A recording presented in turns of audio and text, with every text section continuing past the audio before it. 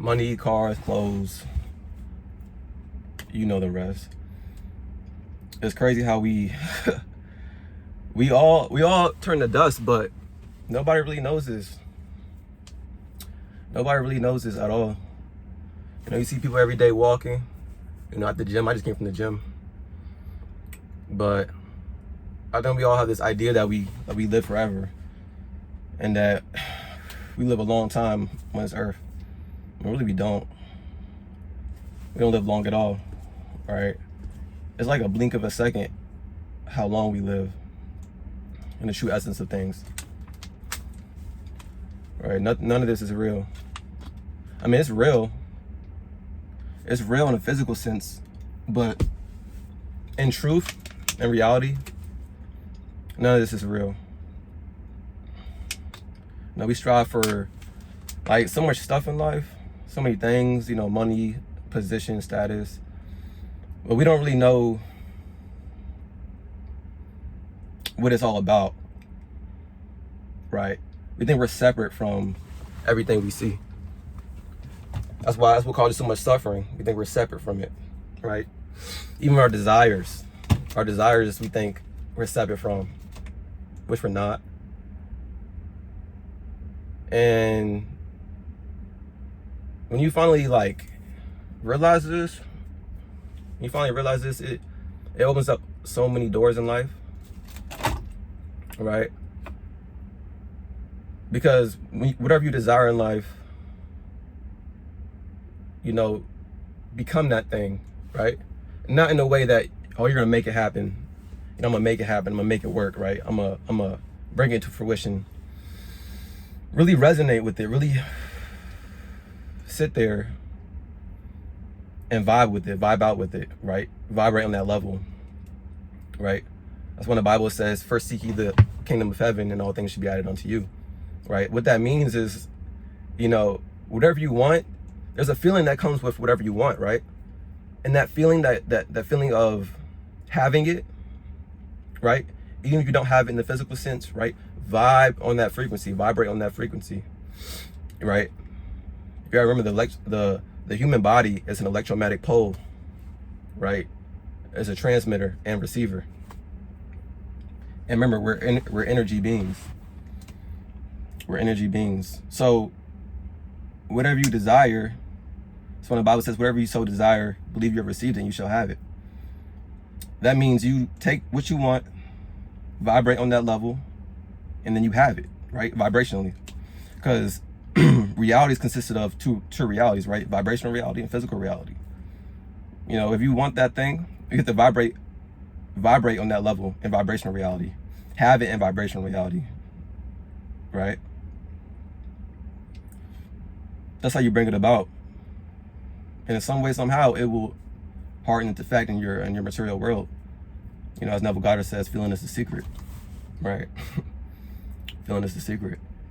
But beyond that, beyond what you want in life, what you desire, because we all desire stuff. We all want things. That's the game of life, right? To experience and to bring things to fruition, right? But beyond that, we fail to realize that the present moment is all we have, right? We keep looking to the future of, oh, I get paid, you know. Oh, the weekend's coming, the week is over, right?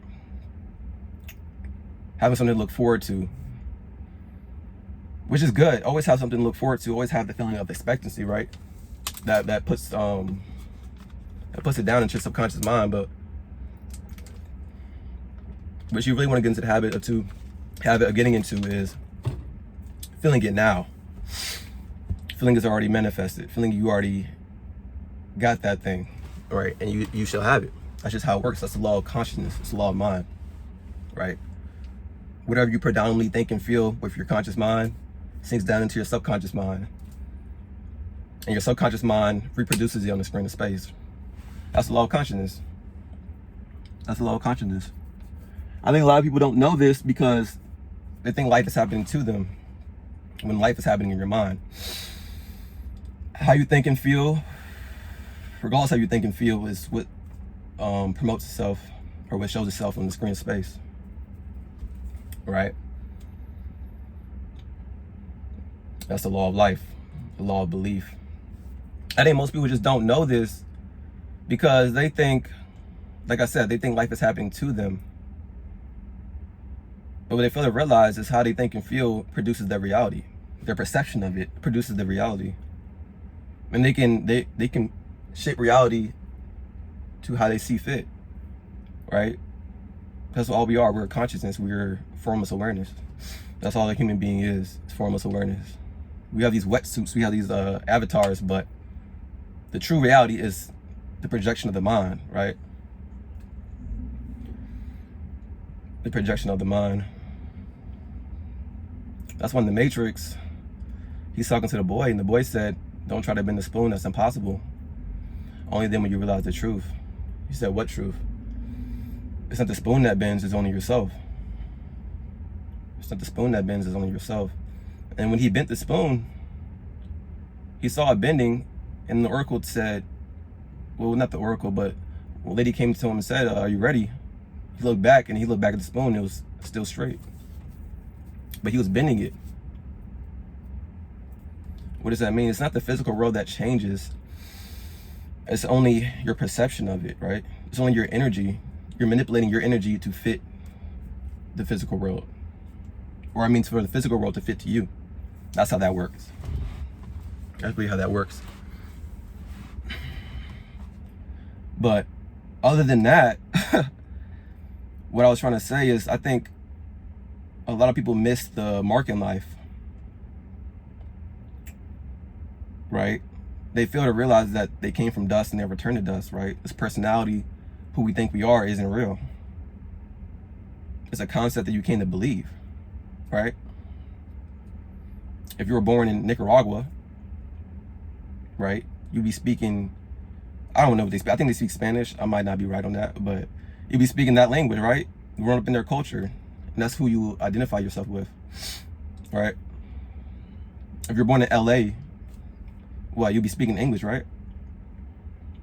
I mean, maybe Spanish if you're, Hispanic, but you'll be speaking English. And then having an LA culture, living that life, living the LA life.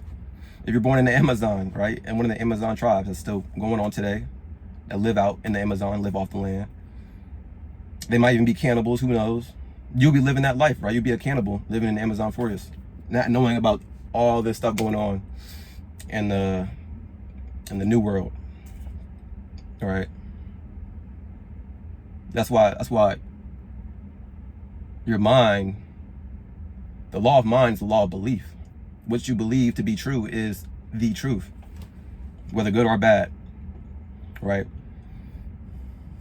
The subconscious mind does not take anything. The subconscious mind doesn't know right from wrong or good and bad. It only knows the feeling, right? The feeling you give it. It's subjective. Only your conscious mind can determine if it's good or bad. That's why they call the conscious mind we call it the watcher of the gate. Yeah, watcher of the gate. Because you're protecting the subconscious mind, right? Even though the subconscious mind is all powerful, it's way bigger than the conscious mind, but the conscious mind is the masculine, right? It has to protect the feminine, which is subconscious. Subconscious is feminine, the feminine energy, right? But what we fail to realize is that we all turn to dust. We came from dust, we return back to dust, right? To dust you shall return. And I don't know, it's funny that people don't paint their canvas, right? Because you start with a blank canvas, like I just said. You could be born in the Amazon, you could be born in LA, or Nicaragua, right? Or Germany, Italy, doesn't matter, right? But when you start off with a blank canvas. And initially, yeah, your family and your upbringing does paint your canvas for you, but you can repaint it. You can clear it off, start blank again, renewed again. So when the Bible says, do not conform to the patterns of this world, but be renewed in the spirit of the mind, then you see what God's will is, his good, pleasing will. And you have to become like a kid again to enter the kingdom of heaven. Start anew, right? Start with a blank canvas, right? And paint that canvas to how you see fit. Paint that canvas to how you see fit. And when you paint that canvas, you can paint it any way you want. It's literally up to you, right? But that's the part of like reprogramming your subconscious mind, reprogramming your beliefs, right? Because they're gonna still be there, right? But as you start to paint your canvas anew, the whole world, whatever world you want, wherever world you want to live in, will start to open up for you, right? That's how it works, right? And believing in the illusion, which we think we're these bodies, we think we're these personalities, that's where suffering comes from. Because if we know that this is just an experience, it's just a video game, right? That we came to experience life, to manipulate our energy, to vibrate on a level that we like to see the world at, then we know we can live any life we want. And we're not subject to the external world, which is not real anyways. Because you make the external world, right? You manifest on the physical world how you feel about yourself, right? Your subconscious beliefs is how you manifest in the physical form, which is your karma, right? And knowing we turn to dust, that gives you a chance to really let go, really forgive yourself, because you know who you think you are is not really who you are. And then you can live in your true essence, which is love.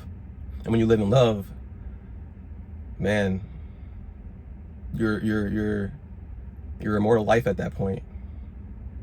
That's your true essence, is love. That source energy, that feeling of being, right? Being in the flow state. That's what life's about. That's what life's about. And then all things will be added unto you. First seek ye the kingdom of heaven, and all things should be added unto you. That's what the Bible says. But yeah, that's all I wanted to say for today. So I'll see you.